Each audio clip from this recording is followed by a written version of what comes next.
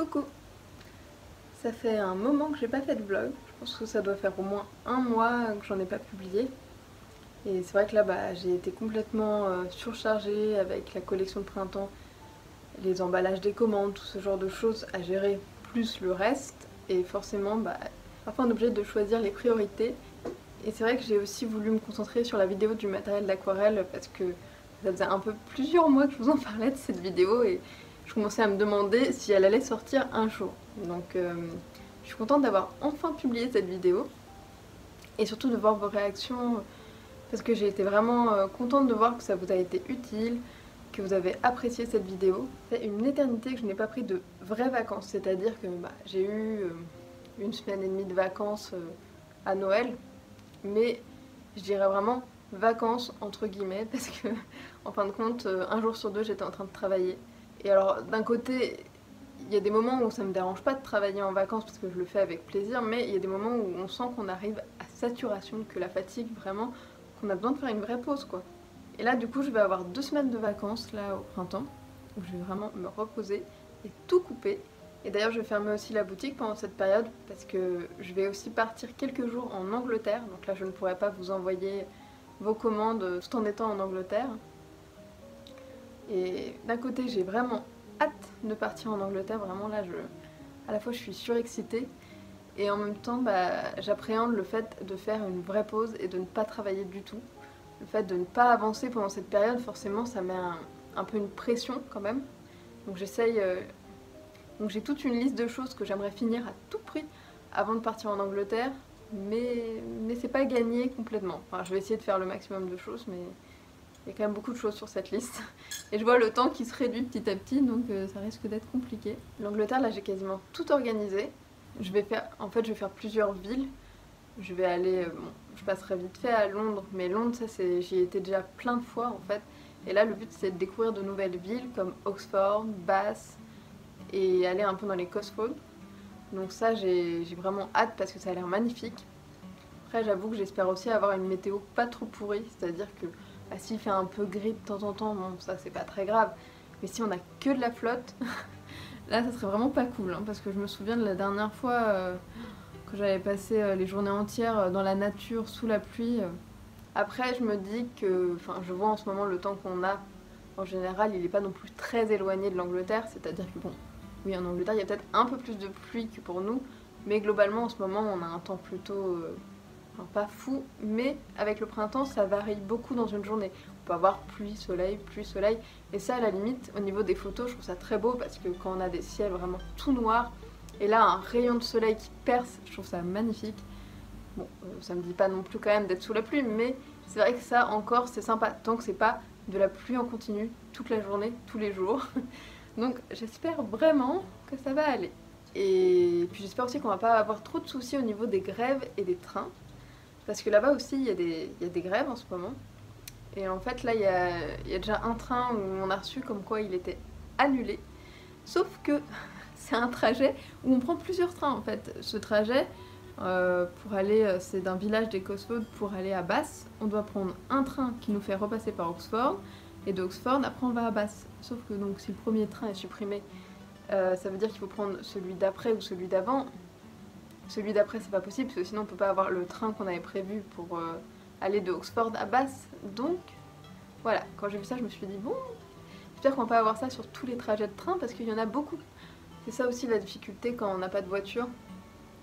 C'est de tout faire en train, on dépend beaucoup de tous ces petits aléas.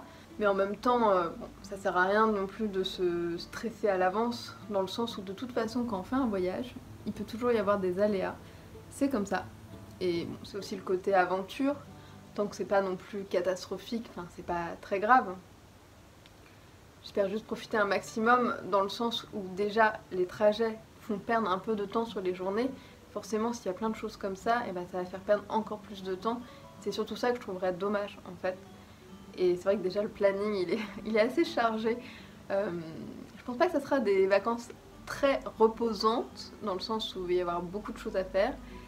Mais en même temps, le fait de voir plein de choses, de découvrir plein de choses, enfin, c'est tellement... je trouve que ça apporte tellement que ça va être un repos énorme pour l'esprit. Par contre, je pense que ça va me faire beaucoup de bien. Et j'espère que ça va me faire beaucoup de bien dans le sens où que je vais être requinquée, remotivée et reboostée en rentrant vraiment parce que là en ce moment oui il y a des périodes, de toute façon c'est une période qui est difficile pour beaucoup de personnes en ce moment et pour plein de raisons différentes. Et on trouve toujours le moyen de toute façon de positiver quand même, il y a plein de choses positives dans la vie. Il y a des moments où le fait de s'organiser des choses comme ça, que ce soit une balade dans la nature, un petit week-end dans un endroit qui nous plaît ou quelques jours pour découvrir un nouveau pays, et bah ça c'est des moments vraiment importants qui nous font beaucoup de bien je trouve. J'étais pas partie en voyage depuis 2019. Donc ça fait un moment, donc c'est pour ça que j'ai encore plus hâte. Et bien sûr, je vous ferai un petit retour de ce voyage, je vous partagerai sûrement quelques images, quelques vidéos. Par contre, je pense que je vais pas mal me couper sur Instagram pendant cette période. Parce que le but, c'est quand même de profiter du voyage. Peut-être que je vous ferai 2-3 stories par jour pour vous montrer un peu une sorte de mini compte rendu de la journée.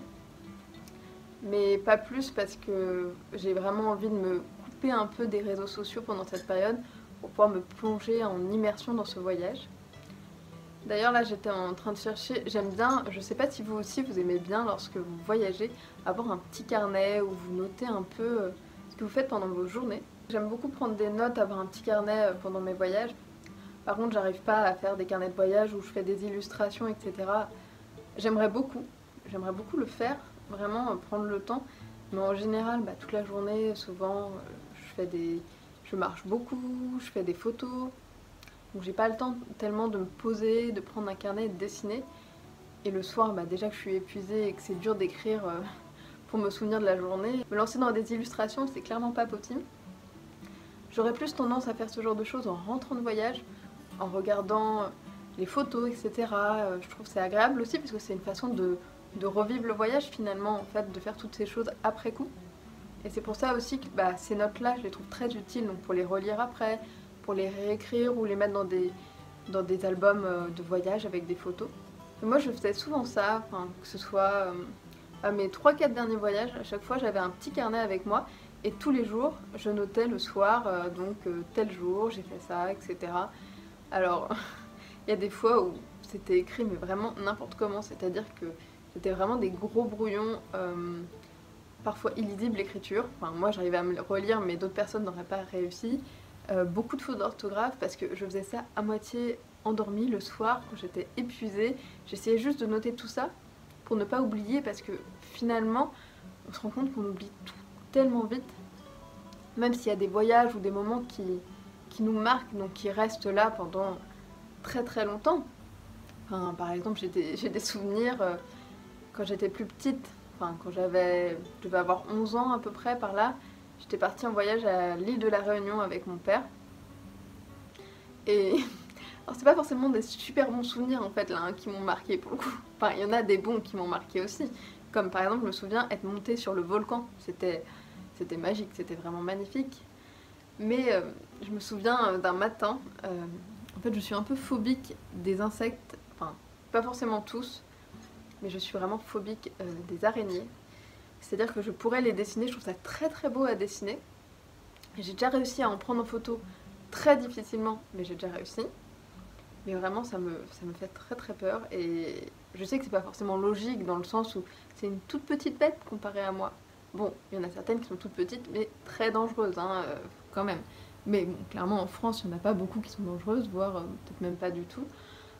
Mais là-bas, les insectes ils étaient assez gros quand même. Et un matin, je me suis réveillée, j'attrape un verre. Sur le verre, il y avait une énorme araignée dessus. Alors en plus, elle était sur le verre, donc vous voyez, ça fait un effet un peu loupe, donc ça amplifiait la taille. Je peux vous dire que là, le réveil, c'était quelque chose le matin quand on voit ça. Alors ce genre de petites choses, c'est resté, même si ça fait de nombreuses années, je me souviens encore de ce moment-là. Donc c'est ça, il y a des souvenirs qu'on n'a pas besoin de noter, ils restent là. Mais sinon, il y a des voyages, j'ai du mal à me souvenir vraiment de ce que j'ai fait, etc. C'est compliqué de se souvenir de tout. Et donc là, pour le voyage, j'étais en train de réfléchir qu'est-ce que j'allais amener comme type de carnet. D'habitude, je prends des tout petits, mais vraiment minuscules, parfois presque plus petits qu'une carte postale, pour que ce soit pratique à ranger. mais en même temps parfois tout petit, c'est pas forcément ce qui est le plus pratique pour écrire dedans.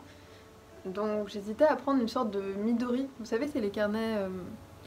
Les carnets Midori, c'est des carnets en fait où donc ça fait une sorte de couverture en cuir avec un élastique au milieu. Et vous entendez? Elle est trop mignonne. Elle est...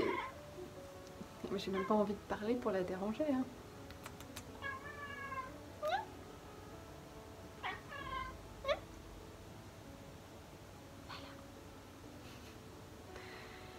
Elle est sur la table en train de regarder les oiseaux et de miauler. J'adore quand elle fait ces petits bruits, c'est vraiment trop mignon. Et du coup je ne sais même plus ce que je vous racontais. Hein. Luna me fait tout oublier. Carnet Midori, c'était ça. Donc c'est un carnet avec un élastique qui permet de recharger soit avec des petits carnets, soit avec des feuilles. Et je me suis dit, bah, ce serait peut-être le plus simple en fait que j'ai un carnet Midori spécialement dédié à mes voyages, qui me permet de changer donc les recharges en fonction de chaque voyage et après de les conserver dans une boîte. Je me dis que ça pourrait être une bonne alternative. De toute façon, je vous montrerai ça plus tard lorsque j'aurai trouvé quel carnet je vais prendre. Je vais vous laisser, je vais retourner travailler et je vous dis à bientôt. Je préparais les enveloppes à l'avance avec les tampons. J'aime bien en général essayer de décorer les enveloppes pour faire quelque chose de joli. Et c'est pour ça que c'est plus simple de le faire à l'avance, car ça peut être une étape un petit peu longue. Et dans ce cas-là, je mets un petit peu de musique pour avoir une ambiance un peu plus sympathique.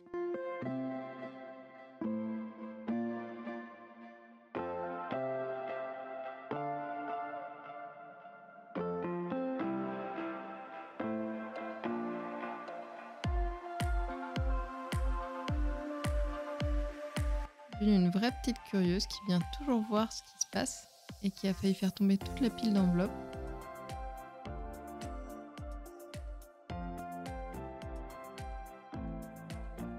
Là, je mettais les tampons avec mon logo. Ensuite, j'écris sur les enveloppes de ne pas plier à l'attention des facteurs parce que parfois on a vraiment de mauvaises surprises. Mais malheureusement, je sais bien que le fait de l'écrire sur l'enveloppe ne va pas forcément influencer. Parce que à la base, c'est plutôt logique qu'il ne faut pas plier une enveloppe en deux. Après, je passais à l'étape préparation des commandes devant un petit film. En général, je mets une série ou un film que je connais déjà, enfin quelque chose qui n'est pas trop prenant, histoire juste d'avoir une ambiance de fond.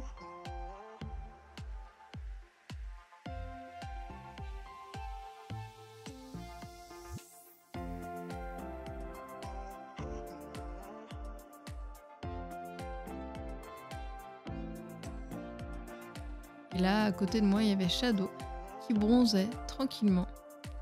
Mais regardez-moi cette position. Il est vraiment à l'aise, ce chat.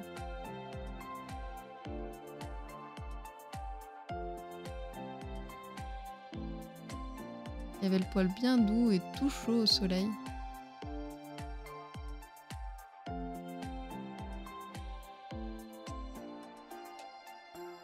Ce jour-là, je suis partie avec 2 autres photographes faire une balade dans la nature. C'était vraiment super. Il y avait beaucoup de mésanges charbonnières qui étaient assez peu farouches. Du coup, j'ai pris beaucoup de photos de mésanges. Elles sont tellement belles avec leur hume bien jaune. Cette touche de vert au-dessus aussi. J'ai aussi vu un faucon cresserelle qui était magnifique, vraiment avec de superbes couleurs. Et là, il y avait une perruche à collier qui venait de sortir de son nid. Là, vous voyez les écureuils tout fous qui courent autour de l'arbre, ils se poursuivent et puis ils balancent la queue frénétiquement. C'était génial de pouvoir aussi bien observer les écureuils roux. Tellement magnifique comme animal. Sa démarche, sa façon de sauter, c'est hyper agile, vraiment très rapide. Pas toujours simple à suivre lorsqu'il bouge et qu'on veut le filmer.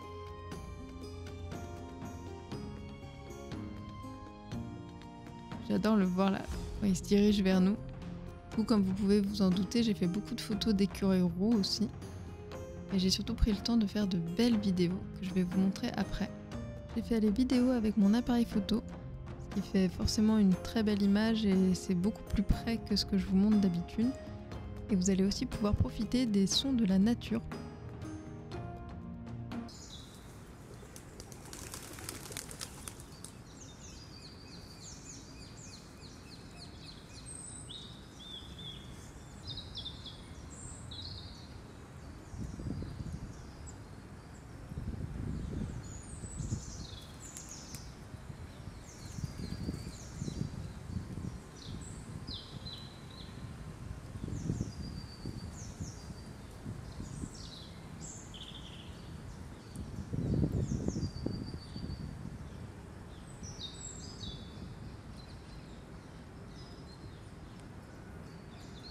C'est tellement mignon de les observer comme ça, en train de grignoter.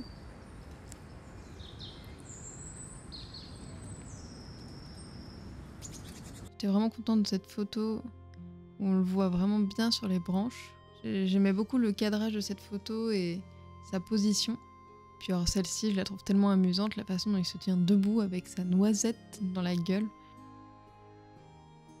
Alors sur la photo, j'ai l'écureuil en entier, même on voit la queue, mais j'ai décidé de vous la mettre de plus près pour que vous puissiez bien profiter des détails du regard de l'écureuil. Pour les 40 ans des éditions Salamandre, j'ai reçu une box avec plein de jolies choses que je voulais vraiment vous montrer. Et surtout, je voulais vous parler en même temps des éditions Salamandre parce que j'ai appris pas mal de choses en fait. C'est assez drôle parce qu'on ne cherche pas forcément à se renseigner en fait sur les éditions et sur ce qu'il y a derrière. Et là, franchement, c'était super intéressant. Donc tout était mis dans un joli tote bag.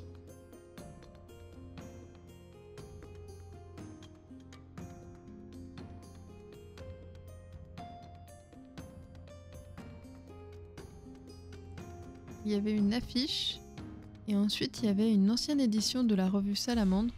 C'était une édition avec un dossier spécial sur le lynx qui était vraiment passionnant.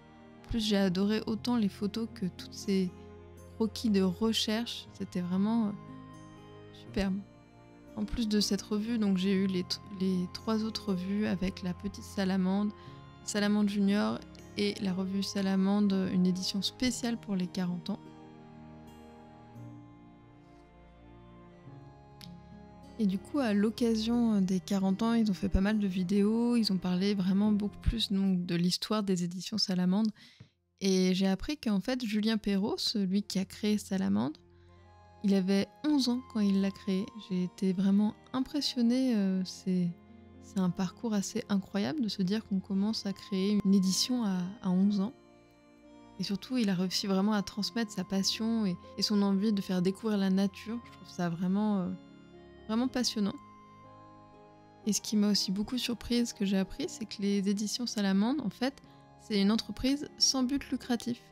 C'est-à-dire qu'elle est entièrement dédiée à faire aimer la nature et que ce qu'elle va gagner, c'est réinvesti directement dans ses projets, ainsi que donc de pouvoir soutenir des projets pour la nature, replanter des arbres, faire plein de projets pour aider la nature. Et ça, je trouvais ça assez surprenant. Enfin, c'est rare de voir ce genre de choses, mais c'est tellement chouette de se dire qu'il y a en premier lieu une envie de partage et de transmission. Et je pense que je me sens vraiment en symbiose avec ces éditions parce que je me retrouve beaucoup dans cet état d'esprit et c'est exactement ce que je veux transmettre dans mon projet de livre aussi en fait. Non mais cette photo, elle était juste incroyable. L'écureuil et le pic, mais voir quelque chose comme ça doit être tellement incroyable.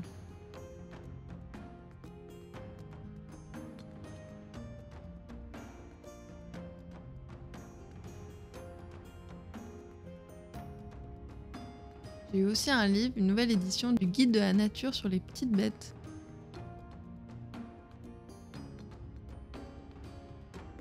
C'est vraiment génial de voir tous ces différents types d'insectes.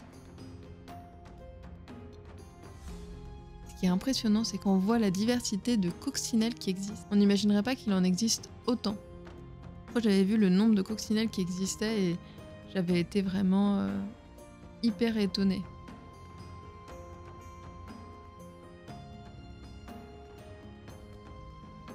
Il y avait aussi un mini guide sur le ciel étoilé.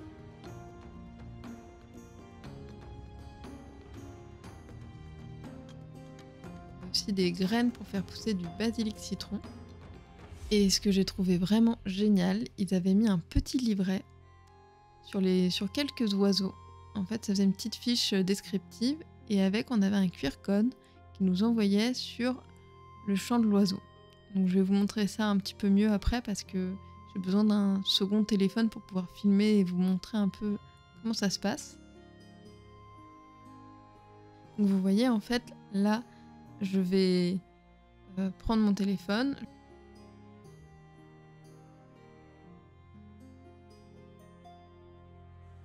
Je le mets en mode appareil photo et ça va repérer le QR code. Quand je clique dessus, ça m'envoie sur la page Salamandre où il y a tous les chants d'oiseaux qu'on retrouve sur ces petites fiches. Sauf que là, ça m'envoie directement au bon chant. Donc là, par exemple, on a celui du pivert.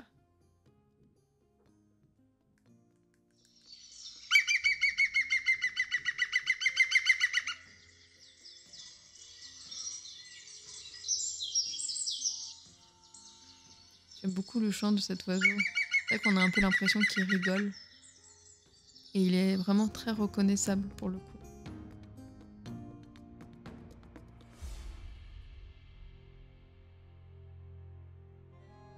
Ensuite, on a le chant de la fauvette à tête noire.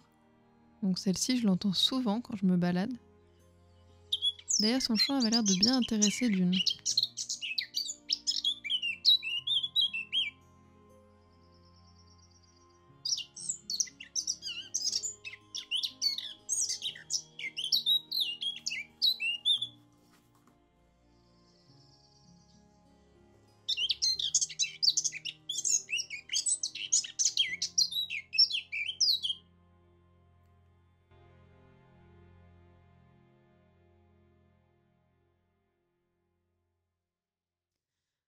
Ensuite, le fait d'avoir lu tout ça et de m'être plongée dans l'histoire des éditions Salamandre, ça m'a donné de l'inspiration pour une illustration. Et c'est ça qui est drôle, c'est que parfois, vraiment, l'inspiration pour une illustration, ça peut venir d'un coup, et surtout de partout.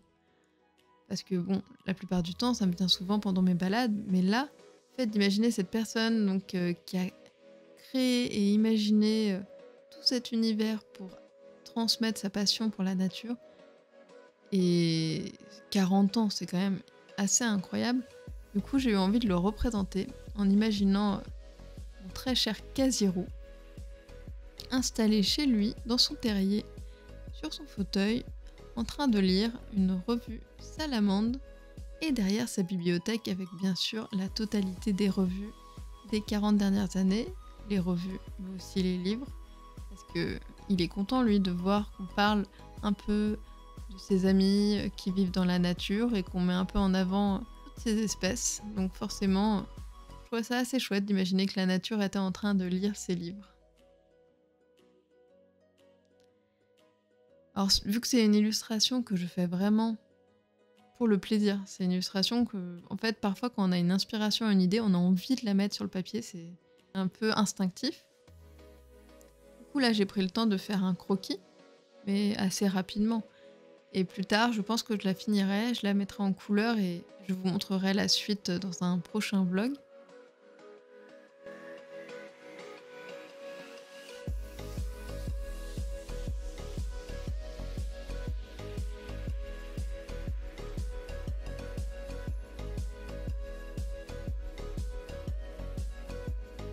tout cas, je trouve ça vraiment agréable parfois de dessiner simplement pour le plaisir et sans avoir aucun but derrière.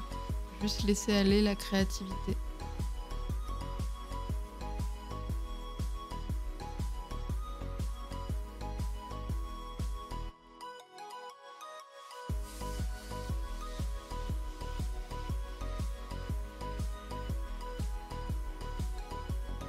Là, vous pouvez voir d'ailleurs, c'est ma bibliothèque. Je vais ranger donc le livre des petites bêtes. J'ai presque toute la collection des guides nature. C'est vraiment ma zone où j'ai tous mes livres sur les oiseaux, sur les animaux.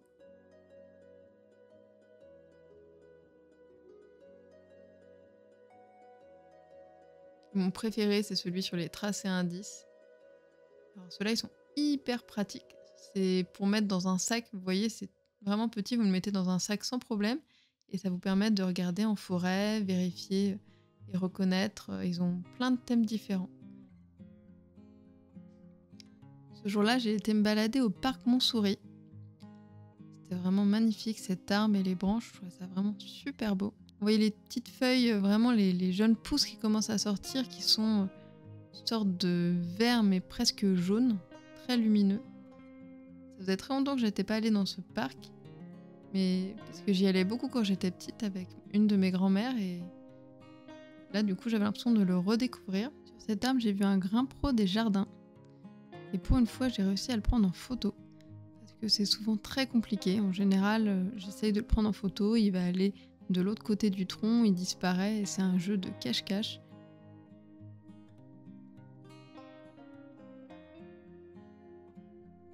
Il y avait un cygne noir, ça fait vraiment très longtemps que j'en avais pas vu. Et il était accompagné d'une oie à tête barrée. Elle avait un très beau graphisme cette oie.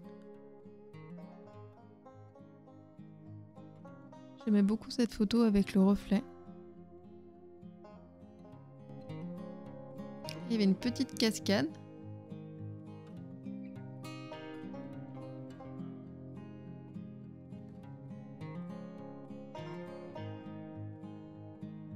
Cette zone était magnifique parce qu'elle était vraiment très très verte. Je trouvais ça lumineux et tellement agréable et dépaysant. On sentait qu'on sortait un peu de la ville à ce moment-là.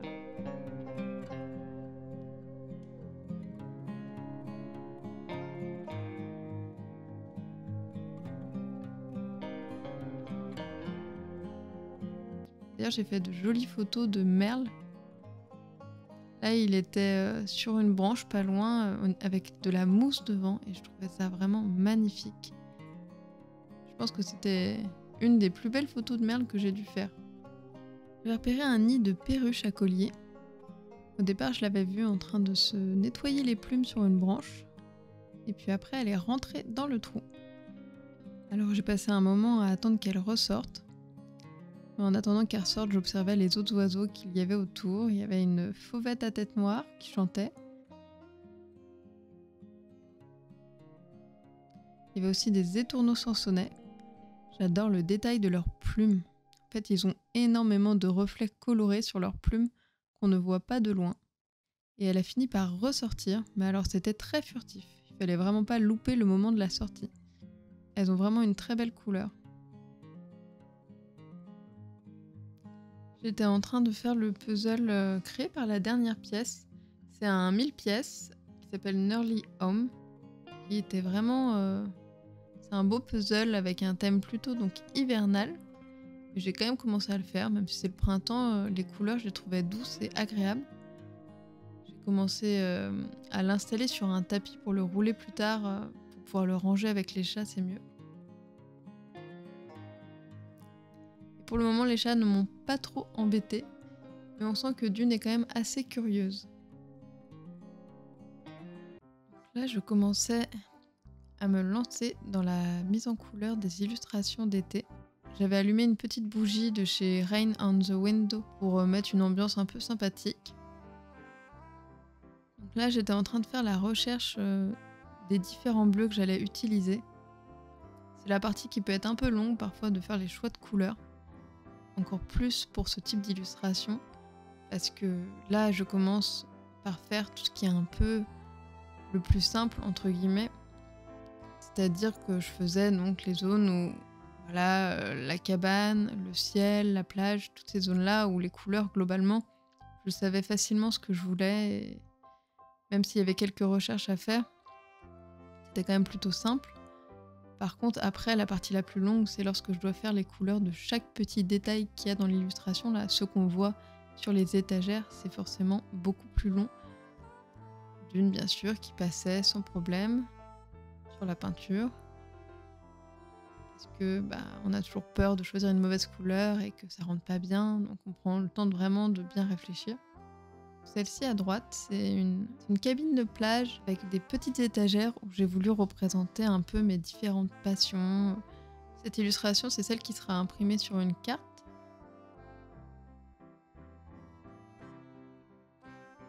Et là, la deuxième illustration, c'est celle qui sera pour un petit bloc-notes. Et je pense que clairement, ça sera un de mes bloc-notes favoris. Vraiment, je vous dis ça maintenant que je sais que j'ai terminé toutes les illustrations et Elle est vraiment... Enfin, j'ai vraiment un coup de cœur pour cette illustration avec le petit macareux. Donc j'ai voulu vraiment faire un lien entre chaque illustration, comme si en fin de compte il y avait une seule et même illustration, mais que c'était différents morceaux quoi. Mais en même temps j'ai aussi réfléchi à une illustration pour celle du bloc-notes qui laissait quand même beaucoup de place pour l'écriture, parce que vu que c'est un tout petit format, en fait le format ça sera... je l'ai fait à taille réelle, donc ça sera ce format-là, le bloc-notes.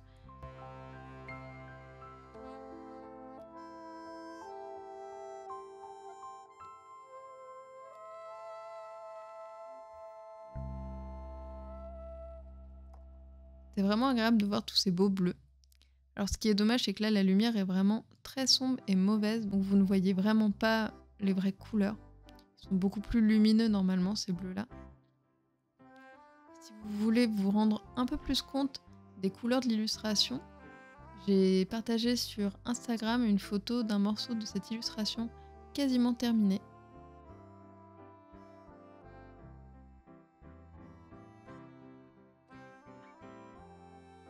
Sinon, je vous montrerai ça plus tard lorsque je ferai la mise en ligne sur ma boutique de la collection été. J'espère vraiment que cette petite collection rafraîchissante et dépaysante va vous plaire. Coucou, j'espère que vous allez bien et que le vlog vous a plu. Je vous ai montré un petit aperçu de l'illustration de la collection été. Et là d'ailleurs ce week-end j'ai travaillé à fond là-dessus, j'ai tout fini. Enfin j'ai fini les 3 illustrations qui seront pour la carte, le marque-page et le bloc-notes. Et il me reste encore à faire tout ce qui est partie retouche numérique forcément. Et j'aimerais réussir à l'envoyer à l'imprimeur avant de partir en Angleterre. Donc j'espère réussir à faire ça dans les temps.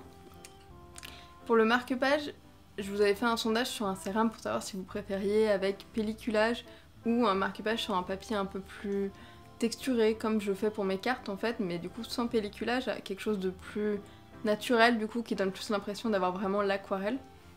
Et donc le résultat était vraiment très serré. La majorité était pour un papier à grains sans pelliculage, mais c'était quand même très très proche. Et j'ai décidé de faire sans pelliculage du coup parce que je trouve que parfois le rendu des couleurs et de la texture de l'aquarelle est plus visible.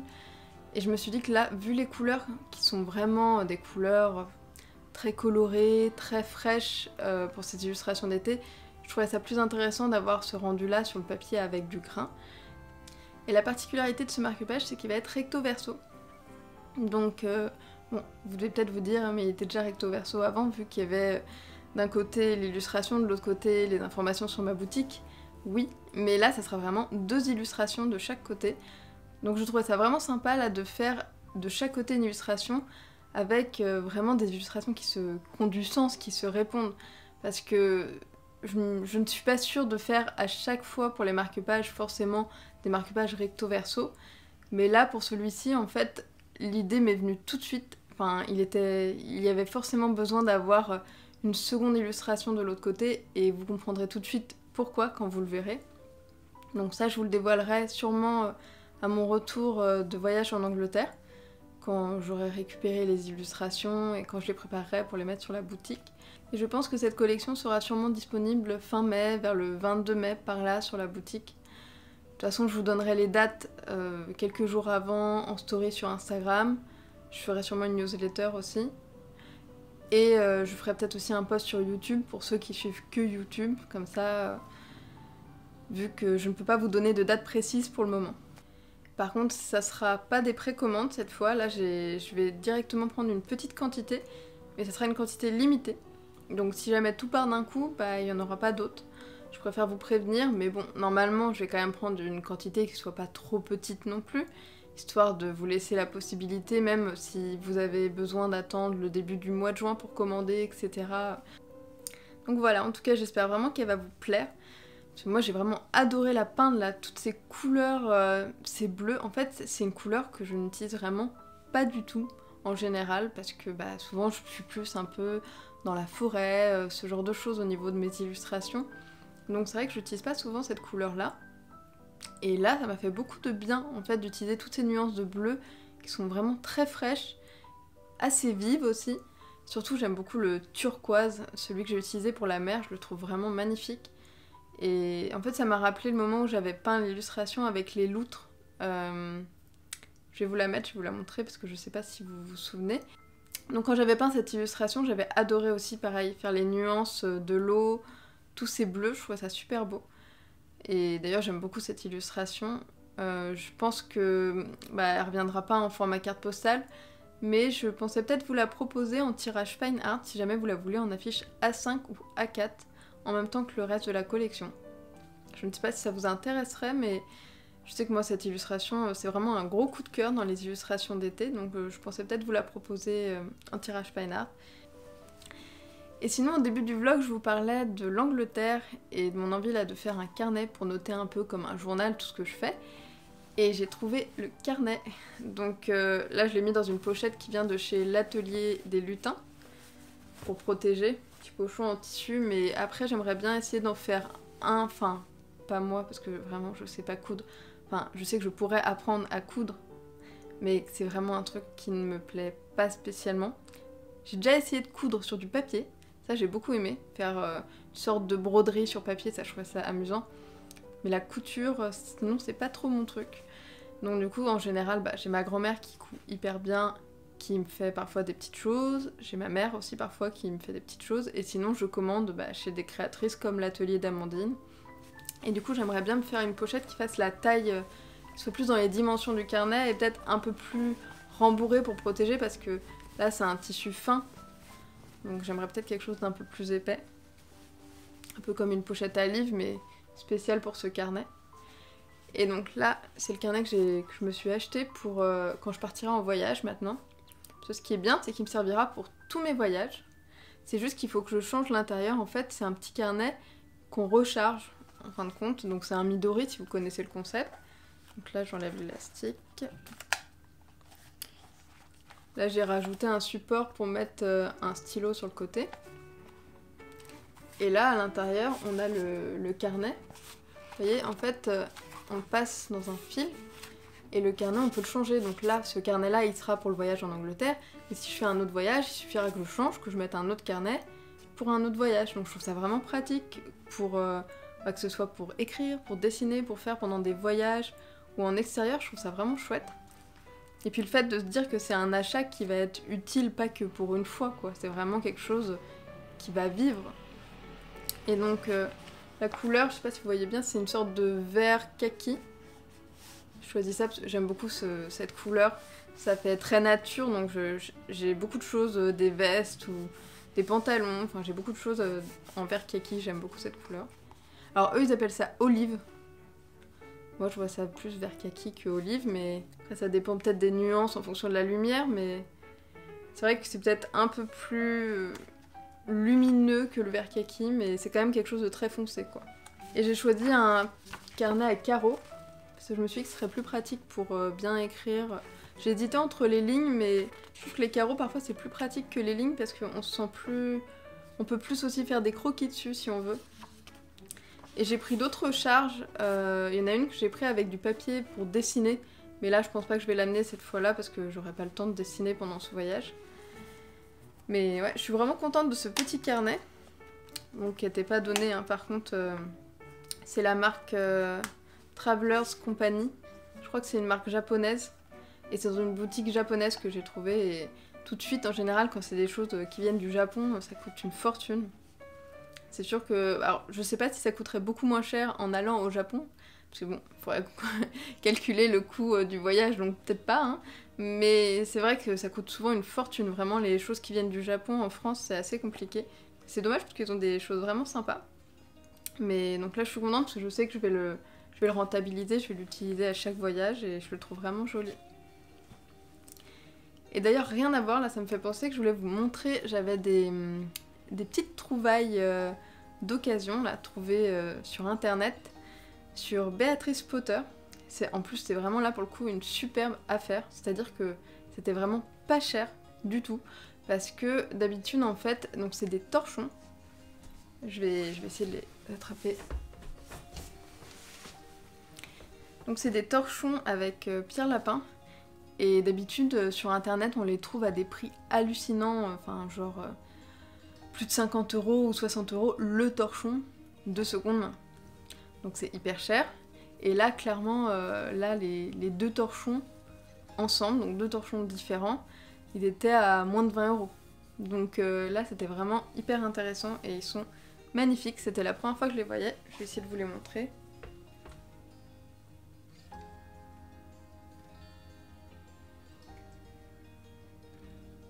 Donc il y a celui-ci, j'espère que vous voyez, je sais pas si avec la lumière vous voyez bien. Et le deuxième, d'ailleurs je sais pas lequel je préfère, les deux sont super beaux mais c'est pas le même style complètement, enfin c'est le même style graphique mais vous allez voir au niveau de la mise en page c'est différent. Et il y a celui-ci.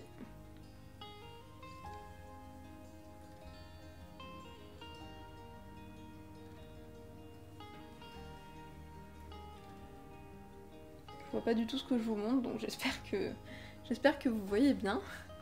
Ah, ils sont vraiment super beaux. Alors vous voyez la texture, ça fait vraiment torchon pour le coup, dans le sens où vous voyez parfois il y a des torchons qui sont très lisses et qui doivent vraiment pas être pratiques à utiliser d'ailleurs. Donc ceux-là, ils seraient très pratiques je pense à utiliser pour la vaisselle, mais vous vous doutez bien que si je l'ai acheté, c'est pas pour faire la vaisselle avec.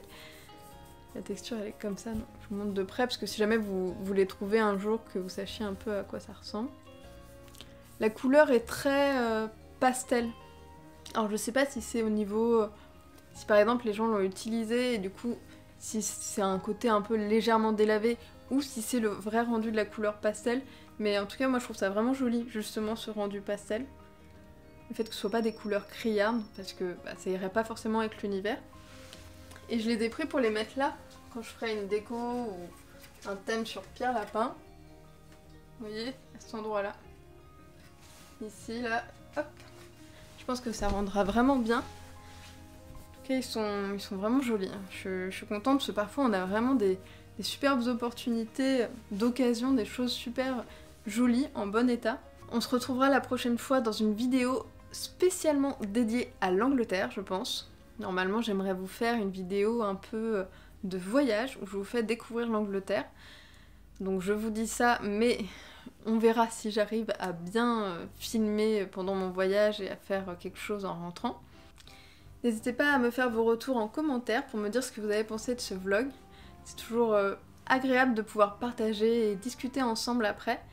Parce que là, même si je m'adresse à vous, forcément, je n'ai pas de retour pour l'instant. Donc c'est bien plus sympa d'avoir des retours après et de se sentir pas complètement seul face à un écran. Donc je vous dis à bientôt et je vous souhaite une très belle journée.